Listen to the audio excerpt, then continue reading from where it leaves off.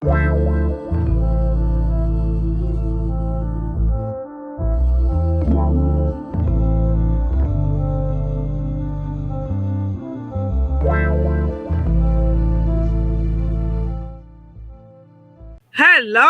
Hello. Can you see me? We can, yes. Yes, We can indeed, yes. Can you hear me? Microphone testing 1, 2, 3, 4. You're on. Yes, we can. You can see me. Okay, I'm just taking my water right now. All right. My name is Gladys Mwamba, and I'm presenting the climate change in Zambia. And you can see, as I was taking the water, the plastic bottle is our new innovative business that we are here to advocate for. Before I start my pitch, I just want you to look around me and see the passion to fight for my planet, to fight for our earth. So we came together as the youth of Zambia. We want to teach each and everyone that this plastic that you normally discard in the environment is of great value and can generate revenue. Lusaka itself is producing 16,000 tons of plastic waste, all going in the environment. What do?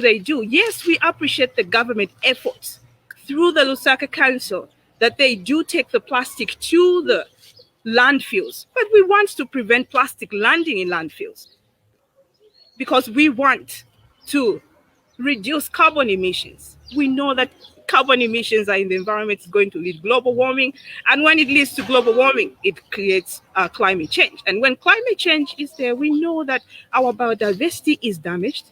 Life in water is gone. Life on land is gone, and we are human beings who live on land. So what do? It is our responsibility. And that's why we came in as an innovation. We came with a human business-centered model. We have 3 objectives.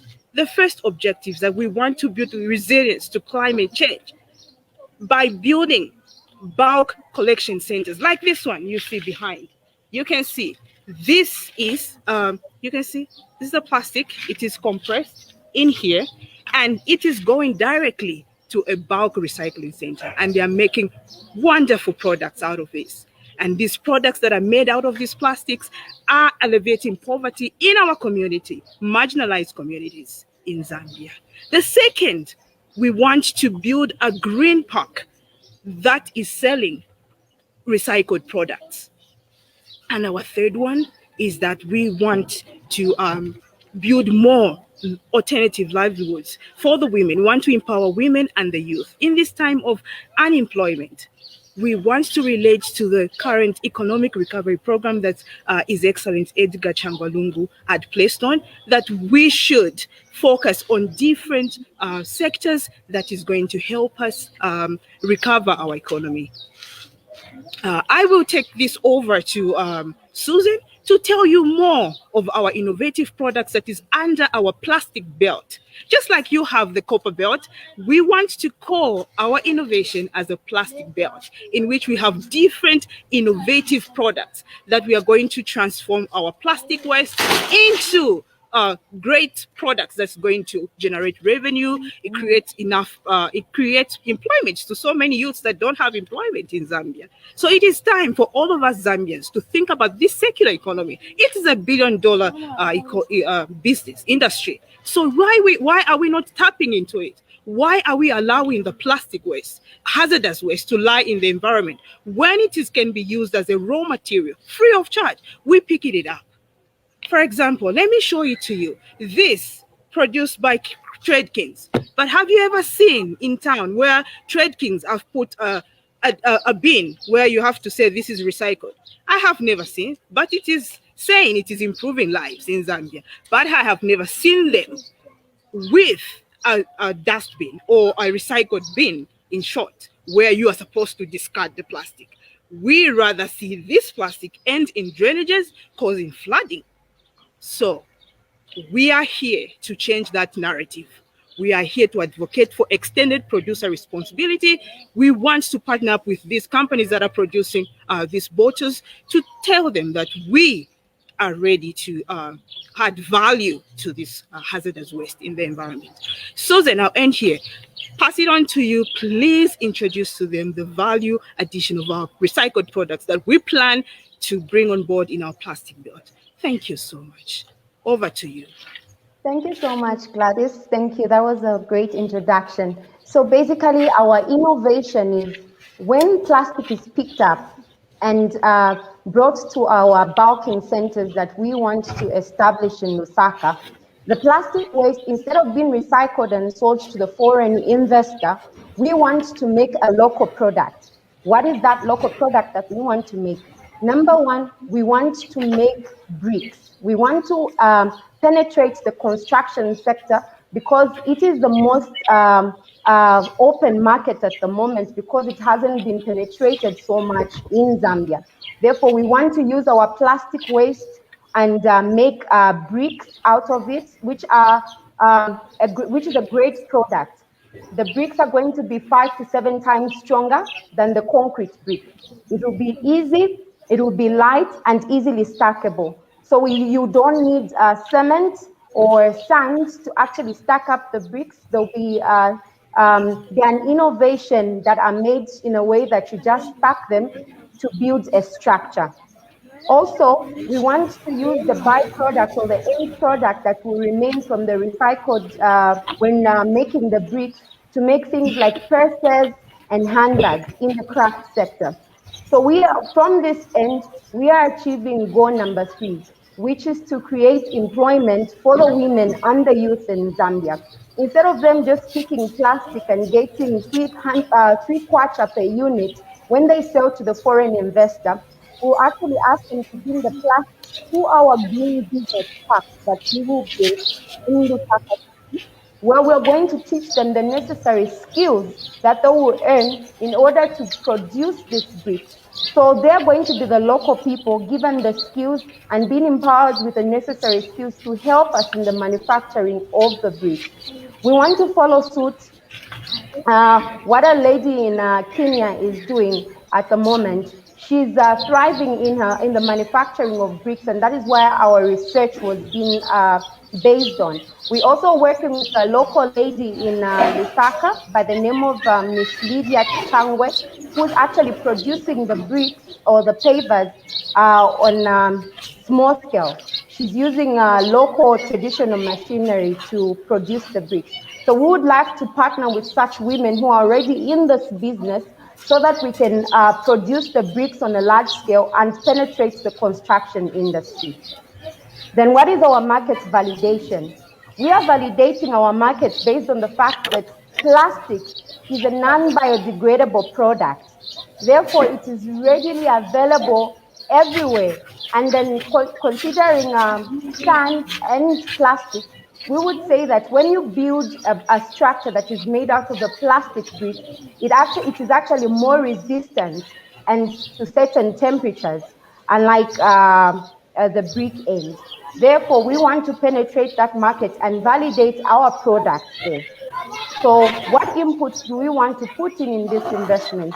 We're looking at putting in an initial investment of about 77,000 US dollars. And then from there, we're going to employ 50 local youths who are going to help us in the manufacturing industry of the products together, partnering with the local women as well, like Madam Lydia Changwe and Gladys, who's also working already in the climate change or plastic recycling industry, one of our experts on the team. From there, we hope to attain a profit of about 47,000 US dollars in the first year of production.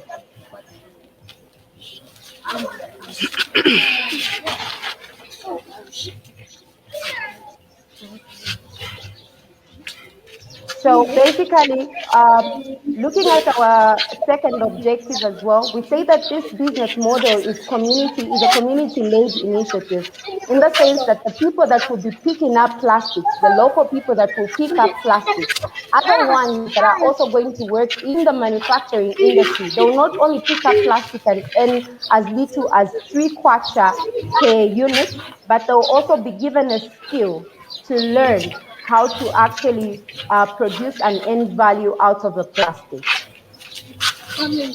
There, in turn, creating employment for the local people, as well as keeping our environment clean and free from plastic. Thank you so much.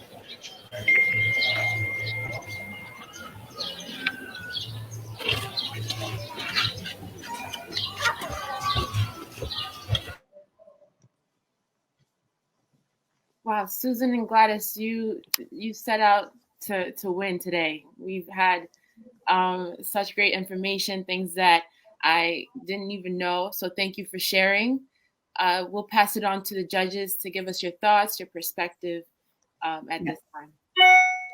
Great. So I will go first, if that's okay. Yes. So fantastic presentation. Love that you actually show in the background how you would actually collect the plastic waste.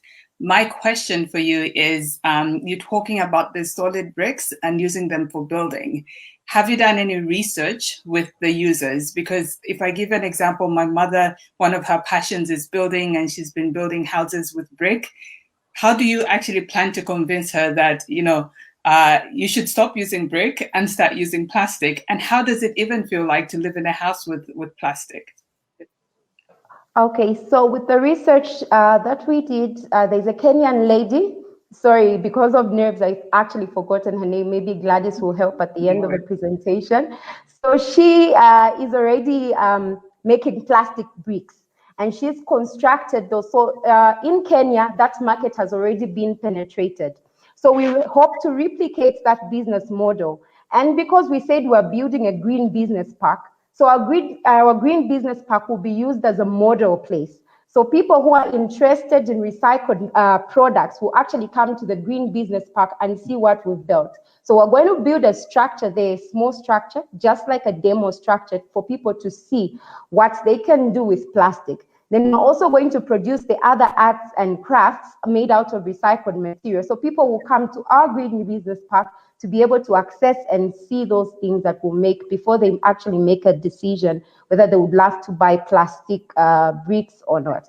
But to convince your mother, I would actually tell her to say she can actually build her own house if we gave her the plastic brick and not involve a bricklayer, because these are easily stackable bricks that you can just, they have an interlocking system that you can just stack one after the other. So unlike the concrete brick where you need probably to mold, and because she's probably old and age-related problems that maybe she can't carry a concrete brick, the plastic bricks are actually very light. You can actually carry them in the bag and you're good to go. You don't need transport to actually carry the plastic bricks. Fantastic. Yeah. Great presentations, ladies. Oh my goodness, I was blown away. I didn't even know you can do that. That's amazing. So good job. My question is really about logistics and distribution. So where are you planning, where's your home base going to be, and how many cities are you only planning to distribute within Zambia? What is sort of your distribution plan, and where would the manufacturing plant be actually based? Okay, so with the plastic recycling currently, we have it on the copper belt being headed by Gladys. But for the manufacturing end, we decided to target Lusaka because we looked at how much plastic waste that Lusaka produces. It's the top province or that is producing plastic in Zambia at the moment. So we're looking at availability of plastic waste. So we chose Lusaka. And we have a futuristic plan of actually expanding to all the 10 provinces of Zambia. But this pilot project will actually just start from Lusaka. So then you'll be transporting from Lusaka to the copper belt. Is that the plan? Plastic? Yeah, the plastic? Yes. No, yeah, hi, Constance. plan. Susan, can I help you answer that one? Okay, thank you. Hey, Constance. Hi. Hey, can I get your Gladys. question again? Yeah, so she mentioned that manufacturing is going to be in the copper belt, but you're going to be collecting the plastic from Lusaka. So what does that transportation look like, and how often are you going to be traveling from Lusaka to the copper belt? Okay, great question. So we should let you know that in this circular economy, there are so many parties that are involved. So we have so we have already the tech people. That there's a guy that has designed a software to connect us from the manufacturers, the transporters, and to the recycling centers. So right now we have got a partnership with a Chinese company that is dealing with logistics, and they also are dealing with a certain kind of plastic in Lusaka. So we can do a certain kind of exchange. The kind of plastic that we don't use, we transport to them, and they do vice versa. So we are doing that kind of partnership, and it is working well, and that's how we plan to do it. So we can either exchange our plastic for transportation costs, or we can do the other way around, or pay a certain amount, but just a little fee, because we are partners. Okay. Oh, I'll stop there. I have more questions, but let me let me open it up to my other colleagues here. Yeah, thanks for that excellent presentation. And there are many things that you've touched on, which I think are immensely valuable and innovative. I'm currently in Nairobi anyway, and I do know the Kenyan lady you're talking about and the work that she's been doing for the past few years, and she has penetrated the market. And I think it's like the question that Constance asked, although she's penetrated the market and it's a solid innovation and there are people using it, markets are built on behavior change and from the end user understanding the value. That in itself takes a lot of marketing, advertising, telling the story. And so I guess one of my questions is, how much have you set aside for just that? Telling people what it is, the value, and it's constant, and it can be a significant amount of money. Secondly, I think the other things I wanted to say are more general comments. I think the response that Gladys gave just now was actually immensely valuable in itself. From what I'm hearing from your wonderful proposal is that actually you have many ideas and each of them have value in themselves. And so I guess what I would like you to reflect on and look at is perhaps picking a few to start off with and staggering what you start off with and what you then go on with, so that you make profit from one aspect of it. You're looking at a whole value chain transformation. So what I liked about what Gladys said was she was looking at digitizing your value chain. That's, that in fact, that in itself is a great innovation where and that's a proper circular economy where you're taking something that is a waste and you're transporting it almost an in kind to another company. That in itself, as a model of transforming how things are done in itself, is of an immense value. Leave that aside, but also the immense value add that can come from providing the bins. I mean, just where are the bins? Who's going to provide the bins? And are they going to be enough?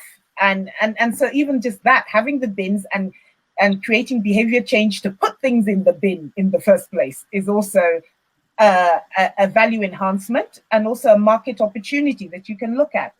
But thirdly, I think the thing I really want to say is, much as we in climate change conversations really love innovations like this that are around recycling, we also want to look at, because there are three parts to it. You need to reduce, reuse, and recycle.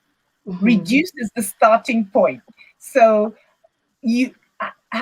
although we are recycling, we can never recycle enough to make a big enough change. That's it. We're not going to save the planet by recycling. We also have to teach people to reduce the usage. So allied to what you're doing, there's some sort of consumer education around reduce your use of plastic in the first place. So that, the recycling can actually make a difference. So those are just my points. Thank you. I would actually like to add, in business, we have three principles, right? people, process, product, right? So it's a mastery of those three principles that make you successful in business. And so I just want you guys to get maybe a little granular on the process, right? And what the actual product is going to be. Like my colleague has said, it's really about starting small, gaining mastery, and then scaling after that. The other thing is in terms of your cost, right? So there's a saying that says that most businesses don't fail because the idea is bad. Most businesses fail because they run out of money, right? And so what I noticed about just your cost, you didn't include payroll costs, right? You touched on your marketing costs, but you really didn't break it down. You have to get really granular on what the cost of doing business is going to be, and get really granular on your profit margins, like in terms of your partnership costs, the cost of acquisition, the cost of the bins, because the more you master your numbers, and the clearer you get, when you're working with investors, you're going to be able to ask for the right amount. There's nothing worse than pitching to an investor and realizing you're $100,000 short. Right. So I would just recommend that you go back to your numbers and you get really granular of how much it's actually going to cost you over 12 months. Right. Okay. Wow. Judges, thank you for your comments and perspective. I don't know how one cannot be successful with your guidance.